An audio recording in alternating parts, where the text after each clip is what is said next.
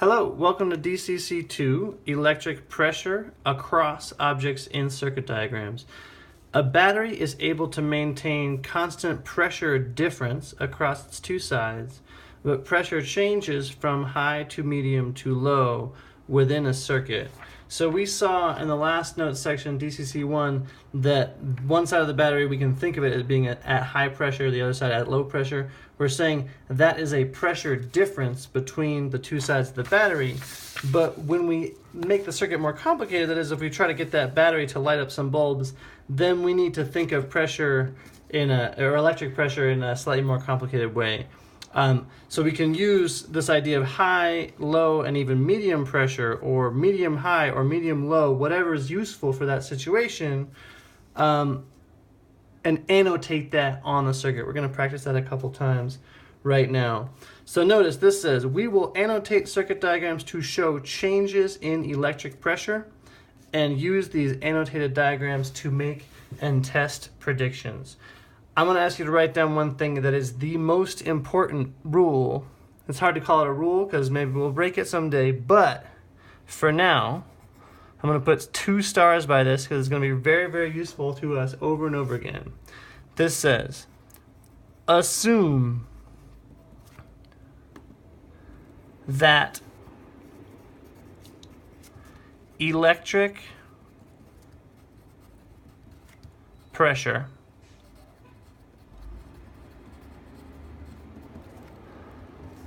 does not change across wires. Now, if you've done the lab where you investigated a circuit diagram, a circuit similar to this, you'll know that this is consistent with what you saw. The electric pressure did not change across the wires. This little voltmeter, which measures electric pressure difference, when you connect it to the two sides of a wire, it will say 0. There's no difference in electric pressure across those wires. For now, we are going to assume that that's always true. Now, the word assumption means you are making an assumption that may be false. You're assuming, and sometimes that has negative consequences, but for now we're going to say this is a useful assumption. And we're going to add to this, we're going to say if 2 places are connected, connected by a wire, assume the electric pressure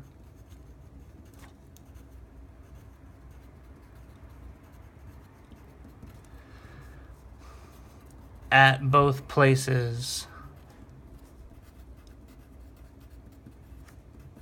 is the same. By the way, sometimes I will write in block letters like this simply because my handwriting is terrible and it's often really hard to read. So I try to use these block letters because I find they're easier to read and they slow me down. So if you're like, Mr. Kramer, you're going so slowly, that's why. If you appreciate me writing slowly, well, you're welcome. So if we imagine this simple circuit here, we've got 2 batteries and 2 bulbs, and this red wire, this green wire, and this white wire are connecting them all along a single loop. I'm going to draw this circuit as a circuit diagram, and I want you to draw it along with me. We start with our battery, and we know that this battery is at high pressure, or this side of the battery is at high pressure, this side of the battery is at low pressure. If you wanted to, you could show this kind of as 2 batteries with 2 sets of long and short line. I'm not going to do that. But we want to show that it's connected to 1 bulb, and this bulb is connected to another bulb, and then this is connected to the other side of the battery. Take a moment, make sure that you have this diagram exactly as I have it, because we're going to want to understand it, we're going to want to annotate it, make sure that you're starting off with the correct idea. Since we already know that both of these bulbs are lit up, I'm going to put some brightness lines on them. These aren't like crazy bright, so I'm going to give them 6 lines. They also aren't super dim. But I'm going to use this assumption to annotate this circuit diagram. I'm going to assume that if 2 places are connected by a wire, the electric pressure at both places is the same. So I'm going to say, for example, this high pressure, if I follow it along this wire, continues all the way along this line. So I could actually put an H here, because I know that these 2 places are connected by a wire. I could put an H here, and probably most importantly, I would put an H here on this side of the bulb, because this side of the bulb is connected directly to a place on the battery that is at high pressure. Similarly, I could put an L here, because these are connected to the low side of the battery, and so on. So I know that one side of this bulb is at low pressure, and one side of this bulb is at high pressure. Now, I have to kind of make an assumption about what's in the middle here, because I can't use this assumption because there's a bulb in the way. I'm going to assume that in between, both of these spots are at medium pressure. I'm going to say they're not super high because they're not connected directly to the high side, and they're not super low because they're not connected directly to the low side. This brings us to some helpful suggestions down here. I'm going to make 2 suggestions down here, and then we're going to go on to look at a complicated circuit, because this isn't the simplest circuit that we could draw, but it's pretty simple. I'm going to use this example to make 2 comments. I'm going to put a star by this first one because I know how important it is. This is going to say bulbs will light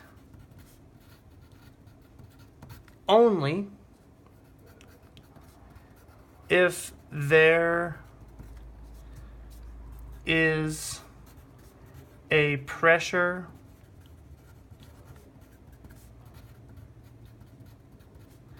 difference,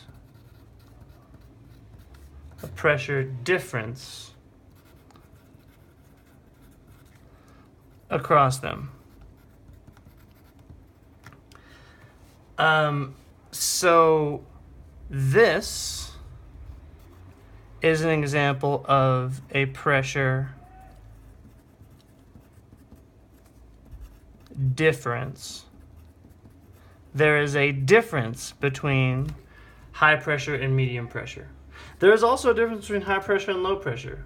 And if I connected a bulb directly from high pressure to low pressure, then it would light brightly. In fact, it would light even brighter than we see these bulbs light, because the difference between high and low is greater than the difference between high and medium. Let's take note of that also. I'm going to say the larger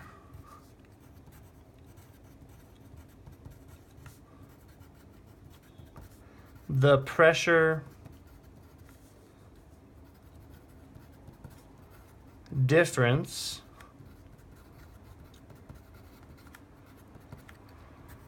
across a bulb,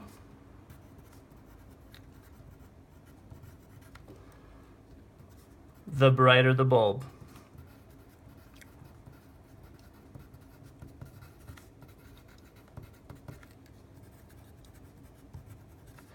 And then we can say, for example, I'm sorry, I made a mistake there. I'm going to say high-low difference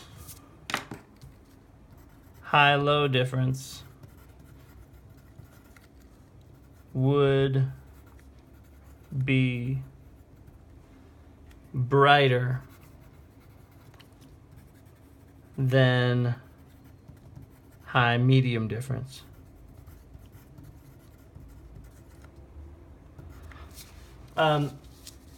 So just by annotating these circuit diagrams, we can make predictions. We were able to see this circuit in front of us, so we knew how bright the bulbs are going to light up. But on a circuit that you haven't actually built, you can use the annotated diagram to make predictions. Now I'm gonna go on to another video to annotate a more complicated circuit. I'm gonna leave this blank for now because if you want to annotate your own complicated circuit, if you come across an example that you think is very helpful to you, I would put that in here instead of the example that I have. I will include another video of an example, or I might just tack it onto this video, but it's up to you whether you want to watch that more complicated circuit annotation.